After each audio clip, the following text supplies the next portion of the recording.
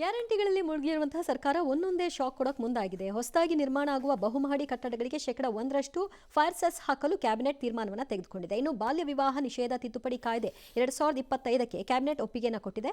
ಬಾಲ್ಯ ವಿವಾಹ ತಡೆಯಲು ನಿಶ್ಚಿತಾರ್ಥ ಮಾತುಕತೆಯಲ್ಲೇ ಭಾಗಿಯಾಗುವವರ ವಿರುದ್ಧವೂ ಕೂಡ ಈಗ ಕ್ರಮಕ್ಕೆ ಒಪ್ಪಿಗೆಯನ್ನು ಸೂಚಿಸಲಾಗಿದೆ. ಇನ್ನು ಸನ್ನಡತೆ ಆಧಾರದಲ್ಲಿ ಜೀವಾವಧಿ ಶಿಕ್ಷೆ ಕೈದಿಗಳಿಗೆ ಬಿಡುಗಡೆ ಭಾಗ್ಯ ಸಿಕ್ಕಿದ್ದು, ವಿವಿಧ ರಾಜ್ಯದ ಕೇಂದ್ರ ಕಾರಾಗೃಹದಲ್ಲಿರುವಂತಹ 46 ಜೀವಾವಧಿ ಶಿಕ್ಷಾ ಬಂದಿಗಳನ್ನು ಬಿಡುಗಡೆಗೆ ತೀರ್ಮಾನವನ್ನು ಮಾಡಿದ್ದಾರೆ. ನಮ್ಮ ರಾಜ್ಯದ ವಿವಿಧ ರಾಜ್ಯದ್ದಲ್ಲ, ನಮ್ಮ ರಾಜ್ಯದ ವಿವಿಧ ಕೇಂದ್ರಗಳಲ್ಲಿರೋರು, ವಿವಿಧ ರಾಜ್ಯದವ್ರದ್ದು. ಬೇರೆ ಬೇರೆ ರಾಜ್ಯದ್ದು ನಮ್ಗೆ ಯಾಕ್ರಿ ಬರುತ್ತೆ, ಇವ್ರ ಕ್ಯಾಬಿನೆಟ್ಗೆ ಯಾಕ್ರಿ ಬರುತ್ತೆ? ವಿವಿಧ ರಾಜ್ಯದಲ್ಲಿ ಇದ್ದವರು ಇಲ್ಲಿ ಬಂದಿ ಆಗಿರ್ತಾರಲ್ಲ. ರಾಜ್ಯದ ವಿವಿಧ ಕಾರಾಗೃಹಗಳಲ್ಲಿರೋರಲ್ಲಿ 46 ಜನಕ್ಕಿದು. ಬಾಲ್ಯ ವಿವಾಹ ಕಾಯ್ದೆದು ವೆರಿ ಪ್ರೋಗ್ರೆಸಿವ್ ಇದದು ಅಮೆಂಡ್ಮೆಂಟು, ಮಾಡ್ಕೊಳ್ಳಿ, ತಪ್ಪಿಲ್ಲ.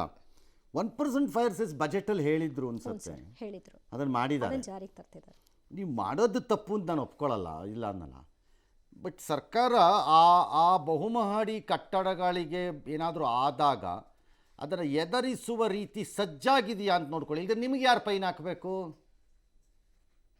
ಈ ಕಡೆ ಸೆಸ್ಸು, ಆ ಕಡೆ ಫೈರ್ದು ಅದೇನೋ ಕಂಡೀಷನ್ಸ್ಗೆ NOCಗಳು, ಅದಕ್ಕೆ ದುಡ್ಡು, ಅದಕ್ಕೆ ಲಂಚ. ಅಯ್ಯೋ ರಾಮ, ಆ ಫೈರ್ ಕತೆ ಕೇಳಿ.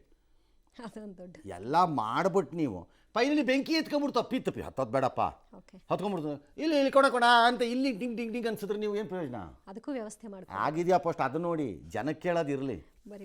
ಎಸ್, 88 kg ಇದ್ದವರು ಈಗ 72 kg ಬಂದಿದ್ದಾರೆ. ಅಂದ್ರೆ 16 kg ವೆಯ್ಟ್ ಲಾಸ್ ಮಾಡ್ಕೊಂಡಿದ್ದಾರೆ. ಮೊದಲ ದಪ್ಪ ಬಾಳದಿ, ಎಷ್ಟು ಮೇಯ್ ಬಿಟ್ಟಿದಿ, ಎಷ್ಟು ದಪ್ಪದಿ ಅಂತೇಳಿ ನನಗೆ ಹಾಶ್ ಮಾಡ್ತಿದ್ದು. ಈಗಿಲ್ಲ, ಈ ಸಲ ಬಾಳ ಸಣ್ಣ ಹುಡುಗಿಗತೆ ಕಾಣತ್ತೆ ಅಂತ ನನಗೆ ಜನರು ಅಂತ.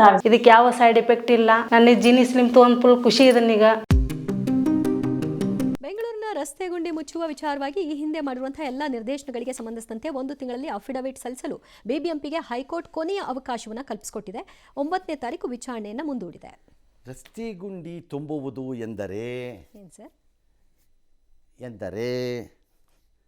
ಎಂದರೆ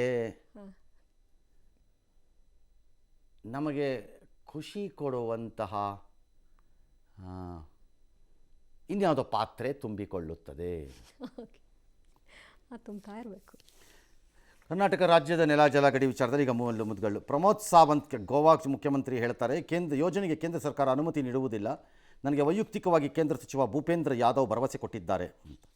ನಮ್ಮಲ್ಲೆಲ್ಲ ಗಲಾಟೆ ಈಗ ಕಿತಾಪ, ಯಾರೇ ಇವರ ಅಂತಲ್ಲ. DKC ತಡೀಲಿ ನೋಡೋಣ, ನಾವು ನೋಡೇ ಬಿಡ್ತೀವಿ ಅಂತ. ಇನ್ನು ಅಲ್ಲ, ನೀವು ಸರಿಯಾಗಿ ಹೇಳಿದ್ದೀರಿ, ಕರೆಕ್ಟಾಗೇ ಹೇಳಿದ್ದೀರಿ, ನಾವು ಹಂಗೆ ಇರಬೇಕು. ತಡೀರಿ ನೋಡಬಿಡ್ತೀವಿ, ಅದೇನು ಮಾಡ್ತೀರಿ ಅಂತ ಅದು ಸರಿ ಇದೆ, ತಪ್ಪಿಲ್ಲ. ಬಟ್ ಅದನ್ನೇ ತಡೀಲಿ ನೋಡೋಣ ಸ್ಟಾಲಿನ್ನು, ನಾನು ನೋಡಬಿಡ್ತೀನಿ ಹೇಳಿ ನೋಡೋಣ. ಮೇಕೆದಾಟಿಗೆ ಹೇಳಿ ಸವಾಲು ಅಲ್ಲೂ ಇರಬೇಕು. ಇನ್ಯಾರು ಕನ್ನಡಿಗರ ಲಾರಿ ಡ್ರೈವರ್ ಮೇಲೆ ಪುಂಡ್ರು ಹಲ್ಲೆ ಮಾಡಿದಾರಂತೆ ಗೋವಾನಲ್ಲಿ. ಇದು ಅವರಿಬ್ಬರ ಮಧ್ಯೆ ನಡೆದ ಜಗಳ ಆಗಿ ಈ ಥರ ಆಗಿದೆ ಅಂತಂದರೆ ಓಕೆ. ಇದೇನಾದ್ರು ಗೀಟ್ರನ್ ಆದರೆ ಗೋವಾ ಗಾಡಿ ಕರ್ನಾಟಕಕ್ಕೆ ಬರುತ್ತೆ ಅನ್ನೋದನ್ನು ಅಲ್ಲಿ ಸರ್ಕಾರ ಮರಿಬಾರ್ದು. ಕಪಾಳ ಕೊಡು ಹಲ್ಲು ಉದುರಿಸ್ತಾರೆ ಜನ. ಆಮೇಲೆ ಕೂಡಲ ಸಂಗಮ ಪಂಚಮ ಇಲ್ಲ ಅದನ್ನ ಮಾಡಲಿ ಅವರು. DK ಏನು ಹೇಳಿದ್ದಾರೆ ನೋಡೋಣ. ಗೋವಾ CM ಮಾದಾಯಿ ವಿಚಾರದಲ್ಲಿ ಮಾತಾಡಿದ್ದಾರೆ. ಮೆಂಟಲ್ ಬ್ಯಾಲೆನ್ಸ್ ಕಳ್ಕೊಂಡಿದ್ದಾರೆ. ನಮ್ ಕೆಲಸ ನಾವು ಶುರು ಮಾಡ್ತೀವಿ. ನಾನು ನಮ್ಮೆಲ್ಲ ಸಂಸತ್ ಸದಸ್ಯರಿಗೆ ನಾನು ಭೇಟಿ ಮಾಡ್ತೀನಿ. ಇದು ನಿಮ್ಮ ಸ್ವಾಭಿಮಾನದ ಪ್ರಶ್ನೆ. ನೀವು ಬಾಯಿ ಮುಚ್ಕೊಂಡು ಕೂತ್ಕೊಂಡಿರೋದೇ ತಪ್ಪು.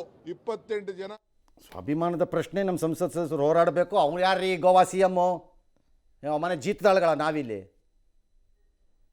ಅವ್ರ್ಯಾರ್ರಿ ಕೇಂದ್ರ ಮಂತ್ರಿ ಗೋವಾ CMಗೆ ಪರ್ಸನಲ್ ಆಗಿ ಕೊಡೋಕ್ಕೆ? ಅವ್ರ ಅಪ್ಪನ ಮನೆ ತಾತನ ಮನೆ ಆಸ್ತಿ ಅಂತ ಅದು. ನಾವು ಹೇಳಿದ್ವಾ ಮಾದಾಯಿ ಯೋಜನೆ ಮಾಡ್ಕೊಡ್ತೀವಿ ಅಂತ BJPಯವ್ರಿಗೆ? ಬುರುಡ ಬಿಟ್ಟವ್ರು ನೀವು. 1 ಸೀಟ್ ತೊಗೊಂಬರೋ ಗೋವಾ ಮೇಲೆ ನಿಮಗೆ ಪ್ರೀತಿ ಇರೋದಾದರೆ ನಿಮಗಿರೋ ದಿಮಾಕನ್ನು ಅಳ್ಳಾಡ್ಸೋಕ್ಕೆ 28 ಸೀಟ್ ಇರೋ ಕರ್ನಾಟಕಕ್ಕೆ ಏನು ಮಾಡಬೇಕು ಅಂತ ಗೊತ್ತಿಲ್ವ? ಹಂಗಾರೆ there has to be a moment. Problem ಏನು, ಈ ನಮ್ಮ ರಾಜಕೀಯ ಪಕ್ಷಗಳು ಹಿಂಗೂ ಹೇಳ್ತೀರಿ ತಗಲಾಕೊಂಡು ನಮ್ಮನ್ನು ಪ್ರಾಣ ತಿಂದು ಸಾಯಿಸ್ತೀರಿ. ಅದಕ್ಕೆ ಹಿಂಗೆ ಆಗಿರೋದು ಇದೆಲ್ಲ, ರಾಜಕಾರಣ ಅದಕ್ಕೆ ಹಿಂಗೆ ಆಗಿರೋದು ಇದು. ಯಾವನ್ರಿ ಅವನು ಲಡ್ಕಾಶಿ 2 ಸೀಟ್ ಇಟ್ಕೊಂಡು ಕೊಣ ಅಂತ ಅಳ್ಳಾಡ್ತಿರೋನು. ಇಲ್ಲಿ 26 ಸೀಟ್ 28 ಸೀಟಲ್ಲಿ 20 ಸೀಟ್ ತೊಗೊಂಡು ಓಡಾಡೋ ಅಂತ ನಿಮಗೆ ಮಾನ ಮರ್ಯಾದೆ ಬೇಡವಾ? ಅವ್ರು ಮಾತು ಕೊಟ್ಬಿಟ್ರಂತೆ ಅವ್ರ ಮಿನಿಸ್ಟ್ರು. ಯಾಕೆ ಗೋವಾಯಿಂದ ನಿಮ್ಮ ಮನೆಗೆ ಅಕ್ಕಿ ಕಳಿಸ್ತಿದ್ದಾನೆ ಅವನು, ಅನ್ನ ಮಾಡ್ಕೊಂಡು ತಿನ್ನು ಅಂತ ಮಿನಿಸ್ಟ್ರಿಗೆ. ಎಸ್, ಕೂಡಲಸಂಗಮ ಪಂಚಮಸಾಲಿ ಪೀಠಕ್ಕೆ ಸಂಬಂಧಪಟ್ಟ ಹಾಗೆ ಜಟಾಪಟಿ ಮುಂದುವರೆದಿದೆ. ಜಯಮೃತ್ಯುಂಜಯ ಸ್ವಾಮೀಜಿ ಹಾಗೂ ಅವರ ಬೆನ್ನಿಗೆ ನಿಂತಿರುವ ಪಂಚಮಸಾಲಿ ಬಿಜೆಪಿ ಶಾಸಕರ ವಿರುದ್ಧ ಕಾಂಗ್ರೆಸ್ ಶಾಸಕ ವಿಜಯಾನಂದ ಕಾಶಪ್ಪನವರ್ ಪ್ರಹಾರವನ್ನು ಹರಿಸಿದ್ದಾರೆ. ಮತ್ತೊಮ್ಮೆ ಕ್ಷಮೆ ಯಾಚಿಸಲು ಬೆಲ್ಲದ ನಿರಾಕರಣೆಯನ್ನ ತೋರಿದ್ದಾರೆ. ನಾನು ಬಹಿರಂಗ ಹೇಳಿಕೆ ಕೊಡಲ್ಲ ಅಂತ ಕೂಡ ಲೋಗವನ್ನ ತಳ್ಳಿದ್ದಾರೆ. ಮಠಕ್ಕೆ ಒಬ್ಬ ಗುರು ಇರಬೇಕು. ಗುರುಗಳೇ ಇಲ್ಲಾರ್ದ ಮಠ ಆದ್ರೆ ಹೆಂಗಾಗತ್ರಿ? ಕಳೆದ 4 ವರ್ಷದಿಂದ ಇವ್ರ ಮಠದಲ್ಲಿಲ್ಲ ಸರಿಯಾಗಿ. ಇವರೆಲ್ಲರದು DNA ಟೆಸ್ಟ್ ಮಾಡಬೇಕಾಗಿದೆ. ನಾನೊಂದು ವಿಚಾರ ಮಾಡೇನೆ, ಸಮಾಜದ ವಿಚಾರ ನಾವು ಒಬ್ಬ ಟಿವಿ ಮುಂದೆ ಪೇಪರ್ ಮುಂದೆ ಮಾತಾಡಬಾರ್ದು, ಏನಿದ್ರು ಒಳಗೆ ಕುತ್ಕೊಂಡು ಮಾತಾಡ್ಬೇಕಂತಾಗಿ. ಹಾಗಾಗಿ ಆ ಸಮಾಜದ ವಿಚಾರ ನಾನು ಇಲ್ಲ ಟಿವಿ ಮುಂದೆ ಮಾತಾಡೋದಿಲ್ಲ. ಬೇಡ, ಬಟ್ ಲೋಗೋ ತಳ್ಳಿದ್ರೆ ಸುಮ್ಮನಿರ್ತೀವಿ ಅನ್ಕೋಬೇಡಿ. ನೀವು ಈಗ ತಳ್ಳಿರ್ಬೋದು ನಮ್ಮ ಲೋಗೋನ, ನಾವು ಆ ಲೋಗೋನ ಆಮೇಲೆ ನಿಮ್ಮ ಮುಖಕ್ಕೆ ಎಲ್ಲಿ ಇಡಬೇಕು ಅನ್ನೋದು ನಮಗೂ ಅರಿವಿದೆ, ನೆನಪಿಟ್ಕೊಳ್ಳಿ. Don't act smart. ಲೋಗೋ ಗೀಗೋ ತಳ್ಳಿಗಿಳ್ಳಿ ಏನಾದ್ರು ಮಾಡಿಗಿಡಿದ್ರೆ we will not accept it. We will also fight you back. Let us see what will happen. ನೋಡಬಿಡ್ತೀವಿ. ನೀವು ಮಾತಾಡ್ತಿದ್ರೆ ಮಾತಾಡಬೇಡಿ ನಿಮ್ಮ ಸಮಾಜದ ವಿಚಾರ, ದಟ್ಸ್ ಓಕೆ. ಧರ್ಮಸ್ಥಳ ಕೇಸು ನಡೆದಿದೆ ಅನ್ನೋದು ಪ್ರಕರಣದ ಬಗ್ಗೆ ಏನೋ ತನಿಖೆ ಸ್ಟಾರ್ಟ್ ಮಾಡ್ಕೊಂಡಿದ್ದಾರಂತೆ. ಆಯಿತು, ಮಾಡಲಿ, ನೋಡೋಣ. ಅದಾದಮೇಲೆ ಏನಾಗುತ್ತೆ ನೋಡೋಣ. ಇನ್ನು ಒಬ್ಬರು IPS ಅಧಿಕಾರಿಯರು ಸೌಮ್ಯಲತಾ ಅವರು ಹೊರಗೊಳಿಯೋದಕ್ಕೆ ತೀರ್ಮಾನ ಮಾಡಿದಾರಂತೆ. Could be there is some reasons ಏನಾದ್ರು ಇರಬೇಕು ಅವ್ರದ್ದು. ರಿಪ್ಲೇಸ್ ಮಾಡ್ತೀವಿ ಅಂತ ಗೃಹ ಸಚಿವರು ಕೂಡ ರಿಪ್ಲೇಸ್ ಮಾಡ್ತೀವಿ ಅಂತ ಹೇಳಿದ್ದಾರೆ. ಏನೋ ಇರುತ್ತೆ ರೀಸನ್ನು, ವೈಯಕ್ತಿಕ ಕಾರಣ ಇರ್ಬೋದು. ಈಗ ನ್ಯಾಯಮೂರ್ತಿಗಳೆಲ್ಲ ಹಿಂದಕ್ಕೆ ಹೋಗಲ್ವಾ ಕೆಲವು ಸರಿ, ಬೇಡ ಇದು ನಾಳೆ ಸುಮ್ಮನೆ ಸಮಸ್ಯೆ ಆಗುತ್ತೆ ಅಂತ ಏನಾದ್ರು ಇರ್ಬೋದೇನೋ. ಎಸ್.